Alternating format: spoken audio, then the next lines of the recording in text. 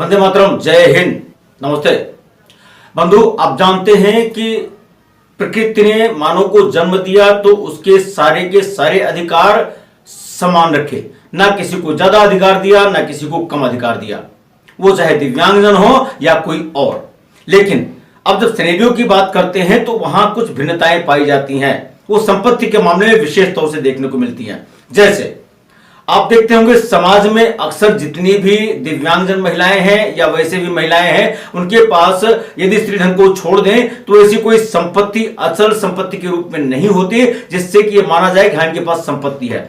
अपवाद हो सकते हैं, बहुत सारी बहनें ऐसी हैं जिनके पास संपत्तियां होंगी, लेकिन जब आप देखेंगे बहुत सारे लोग जो गरीबी रेखा में हैं और मध्यम वर्गीय हैं, उनके पास स्थिति यही रहती ज्यादातर कि ये दिव्यांग है तो उनके पास संपत्ति नहीं है उस महिला के पास। अगर आप दिव्यांगजन की बात देखें तो दिव्यांगजन का संपत्ति से बड़ा गहरा नाता है। हो सकता है कोई दिव्यांगजन हो उसके पास संपत्ति हो, लेकिन ज्यादातर आप देखेंगे जो गरीब तबके के लोग होते हैं उनके पास असल संपत्तियां नहीं होती हैं। और अगर किसी के पास इनहेरिटेंस की बात आती है तो अगर इस्लामिक लॉ को हम देखें और जो यूरोपियन लॉ को देखें, रोमन लॉ को देखें, तो वहां पर दिव्यांगजन को संपत्ति के अधिकार थे उनसे वंचित किया गया था पूर्ण रूपेण। परंतु भारतीय संविधान की बात करें, चार्टर की बात करें, तो किसी भी व्यक्ति को, किसी भी दिव्यांगजन व्यक्ति को, चाहे वो महिला हो अथवा पुरुष हो, उसके संपत्ति के अधिकार से वंचित नहीं किया गया है। भारत में तो बिल्कुल नहीं वंचित किया गया। भारतीय संविधान भी इस तरह से व्यवस्था करता है कि सब लोग संपत्ति का धारण कर सकेंगे। आप भी अपने समाज में अक्सर देखते होंगे, अगर कोई दिव्यांग महिला है, उसका विवाह किसी अच्छे व्यक्ति से हुआ है या मान लीजिए दिव्यांग व्यक्ति से ही हुआ है, और अगर दोनों अच्छे से काम कर रहे थे और संयोगवश उसका जो दिव्यांग पति है वह स्वर्गवासी हो जाता है, तो जब पति एक्सपायर हो गया, परलोकवासी हो गया, उसके तुरंत पश्चात उसके जो घर के और लोग होते हैं वह उसको घर से बाहर निकाल देते हैं। यानी संपत्ति के विवाद के चलते उस दिव्यांग महिला को सारे अधिकारों से वंचित कर दिया जाता है।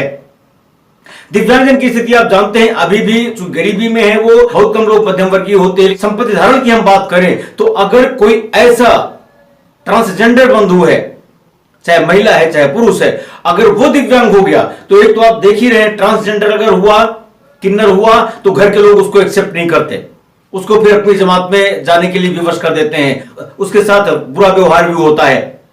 दिव्यांग है उसके साथ भी ढंग से स्थितियां हैं। तो इस स्टिग्मा को खत्म करने के लिए यद्यपि कानून आ गया है, RPWD एक्ट आ गया है, सारे एक्ट हैं, कानून सारे हैं, परंतु समाज में कुछ बदला है। अभी समाज को और बदलने की जरूरत है ताकि जो दिव्यांगजन और सामान्य जन है दोनों इसी समाज के हिस्से हैं और संपत्ति से उनको वंचित न किया जा सके मात्र इस आधार पर कि वो दिव्यांग है। दिव्यांग होने मात्र से संपत्ति से उनको वंचित नहीं किया जा सकता है। दिव्यांगता किसी भी प्रकार की हो सकती है, वो चाहे मानसिक हो, चाहे जड़ हो, चाहे ऑटिज्म हो, चाहे शारीरिक दिव्यांगता हो, चाहे मेंटल इलनेस का हो, किसी भी तरह से उनको वंचित नहीं कर सकते। उनका अधिकार संपत्ति धारण का वैसे ही है। और मैंने पूर्व में कई वीडियो डाली हैं जिसमें किसी भी तरह से दिव्यांगता को खारिज करते हुए उनके अधिकारों का सम्मान किया गया है। आपके आसपास ऐसे कुछ बंधु हैं जिनकी संपत्ति के बारे में खतरा पैदा हो रहा है, कुछ ऐसे लोग हो सकते हैं जो उनकी संपत्ति पर नजर गड़ाए हुए हों, तो कृपया आप भी उनका सहयोग करिए। विधिक साक्षरता प्राधिकरण से उनको अधिवक्ता ही मिल सकते हैं, वरना बहुत सारे अपने कार्यकर्ता बंधु हैं, सक्षम के भी और अन्य सामाजिक संगठनों के भी उनकी सहायता के लिए आगे आ जाएंगे।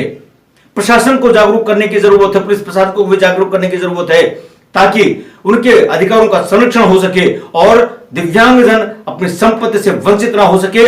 अगर कोई ऐसा दिव्यांगजन है और साथ में किन्नर भी है, तब तो उसकी स्थिति के लिए हमें और सचेत होना पड़ेगा। क्योंकि आज की स्थिति में हम देखें, आज के दिन में अगर हम देखें तो यद्यपि कानून आ गया है, मोदी जी के नेतृत्व में सामाजिक न्याय अधिकारिता मंत्रालय ने कानून बना रखे हैं, लेकिन अभी भी इंप्लीमेंटेशन ग्राउंड लेवल पर वो नहीं हो पाया जितना होना चाहिए था। तो ऐसी दशा में दिव्यांगजन को और किन्नर बंधुओं को साथ एक रूप में देखने की जरूरत है ताकि उनके संपत्ति के अधिकार लगातार बने रहे, उनको संपत्ति के अधिकारों से वंचित न किया जा सके। यद्यपि सक्सेशन एक्ट में कहीं से भी भेद नहीं किया गया है, संविधान में भेद नहीं करता है, परंतु सामाजिक जो परिपाटी है उसको देखते हुए चिंता की बात आती है। चलते चलते आपसे एक निवेदन जरूर करेंगे, यदि आपने अभी तक इस चैनल को किन्हीं कारणों से सब्सक्राइब नहीं किया या सब्सक्राइब करने का अवसर नहीं मिला या आप वंचित रहे, तो कृपया चैनल को सब्सक्राइब करें, नोटिफिकेशन के साथ, ताकि आपको अपडेट्स मिलती रहे। लाइक शेयर कमेंट तो निवेदन रहेगा ही। आज की बात यहीं तक। धन्यवाद। वंदे मातरम। जय हिंद।